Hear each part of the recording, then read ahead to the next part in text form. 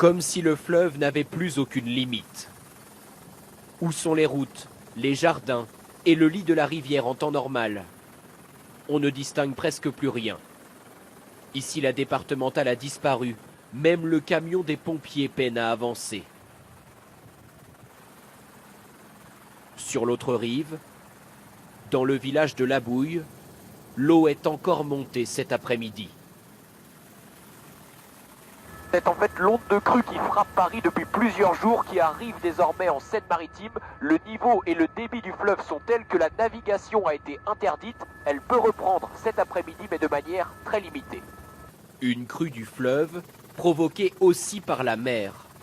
Lorsque nous survolons Saint-Aubin-les-Elbeuf, la commune la plus touchée, la Seine est à son niveau maximum.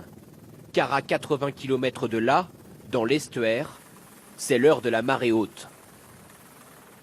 Avec ces forts coefficients, la marée haute est plus haute que d'habitude. La mer avance davantage dans les terres et provoque un effet bouchon avec la Seine qui arrive dans l'autre sens. Elle l'empêche de s'évacuer. Voilà ce qui accentue le débordement du fleuve. La Seine gonfle donc 2 fois par jour au gré des marées. Et ces maisons deviennent des îlots comme coupés du monde. Dans ce secteur, c'est loin d'être la première crue, mais c'est l'une des plus puissantes. La dernière d'ampleur enregistrée, c'était en 2016. Et bien aujourd'hui, le niveau du fleuve est 30 cm supérieur à celui d'il y a 2 ans.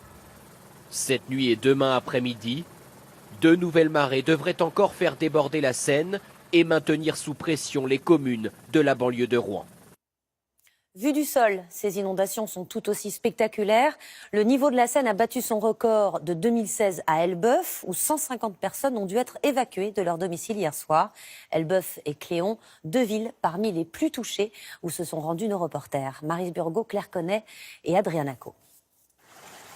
Dans les rues de Cléon cet après-midi, la mer s'impose jusque dans les jardins.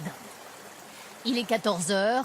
Au plus fort de la marée, les habitants doutent de l'efficacité des barrages improvisés. Vous voyez, même avec des sacs, au bout d'un moment, ça arrive à passer. L'eau est de toutes les conversations. Ils annoncent ce soir encore plus haut ce soir. Hein. Elle monte encore pendant plus d'une heure. Ouais. Les nuits sont courtes en ce moment? Ah oui, ce matin, je me suis couché, il était 1h30, je me suis relevé, il était 3h. Alors vous savez, on ne dort pas beaucoup. Hein. Des riverains épuisés et de plus en plus inquiets. Là, il y a combien d'eau dans votre jardin? Là, il y a bien 1,50 m là-bas. Ah oui, il y a quand même pas mal. Hein. Là-bas, il y en a encore plus que là. Là-bas, j'ai fait un trait noir là-bas. Et si ça passe pas au-dessus, il n'y a pas d'eau dans la maison. Si ça passe au-dessus, on est deux.